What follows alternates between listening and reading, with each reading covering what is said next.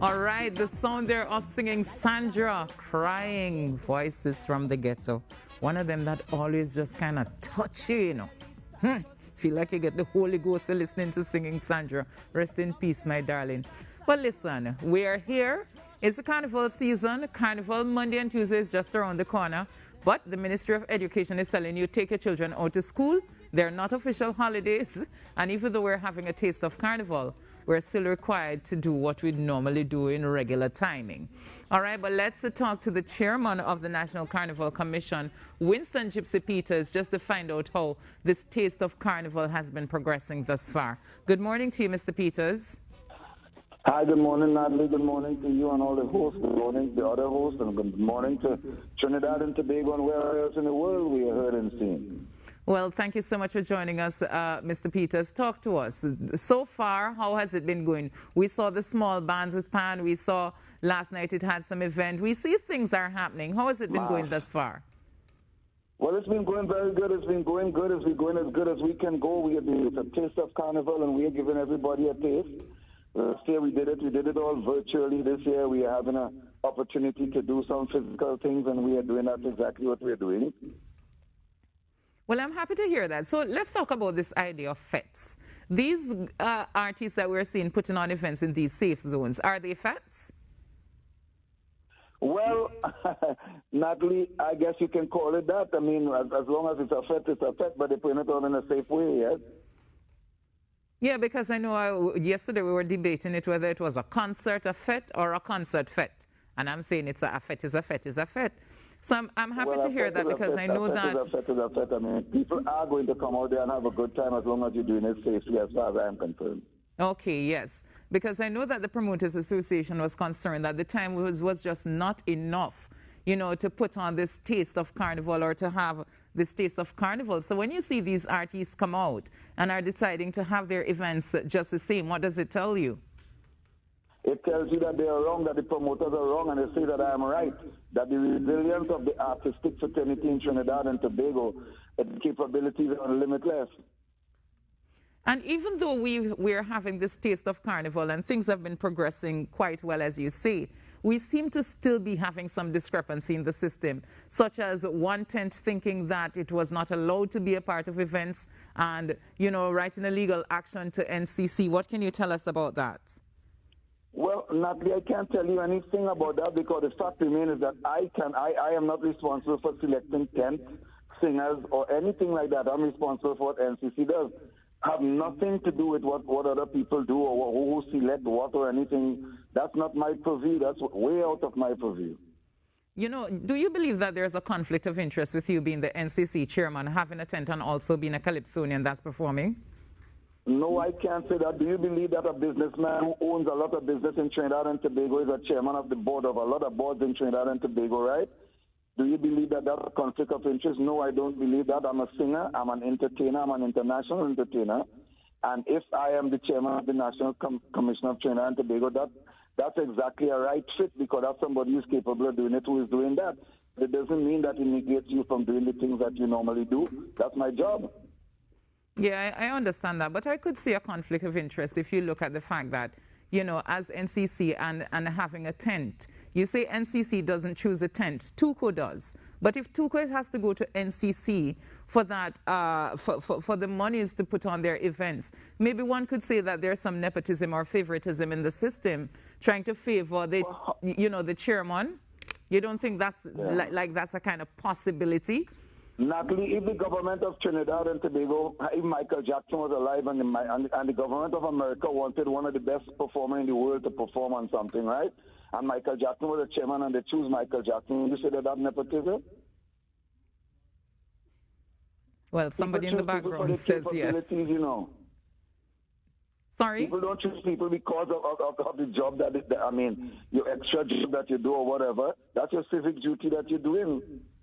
But I'm a singer, I'm a performer, that's what I do, that's what I live, that's what I've been doing since I'm 4 years old. Right. So for the other events coming up, you know, what can we expect? You know, how you think things are going to go? It's working well, Natalie, it's working well. The things are working, the things, like you said, you see how much FET you've seen all over the place, you see how much people you've seen promoting things. People want to exhale. That's why they took their vaccination. That's why they went and took the booster. That's why they did all the things. That's why today the government of Trinidad and Tobago can say that we are up to 50%. It is because all these things cause it to happen. People want to be free. People are trying to do the best that they can. And this is exactly what is happening. So the things are good. It's a success. It's not what we are accustomed to. But we cannot be cooped up in some place and taking all these things and not having, some kind of freedom. So people want their freedom. And so that's having what they're adapted doing. to this model, having adapted to this model of the pods, is this something we can expect to see next year if the pandemic continues? Well, what I'm saying is that if we have the same circumstance, if we operate under the same circumstances next year, then you might very well have to see the same thing next year, because you see, in order to have a certain amount of control over anything, it has to be done in a certain way. Could you be okay if you were to put 2,000 persons in the savannah just standing in a normal way inside of there? Do you know how would you control it? You can't. So the fact remains is that you have to find innovative ways, and the pods are nothing new. This is not. We are not inventing the pods or anything. These are things that are used. I saw these things being used, and that's the reason why we decided to use it.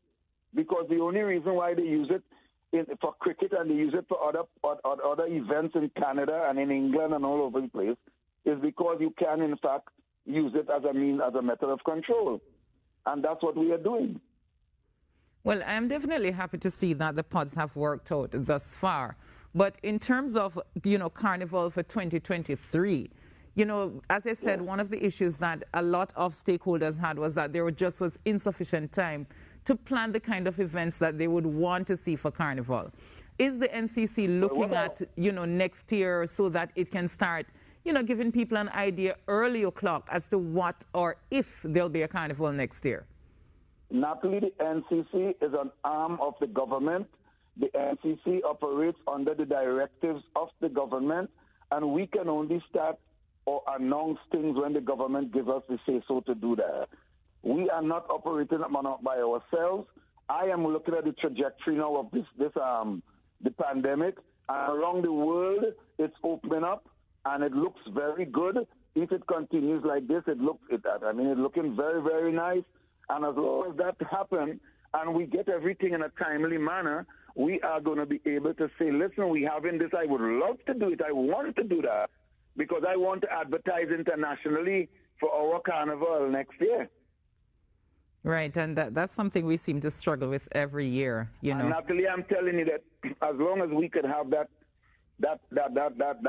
this pandemic subside in certain ways that the world could be opened up and work. Next year we can't hold people here because I'm telling you that right now, even though we are having a taste of Carnival, we do have foreigners in Trinidad and Tobago that came especially for this, So it is not that we are without any foreign, tourists or anything. It's not like what we are accustomed to. But we do have them in droves, but we do have them. We have people here who came for this. Right.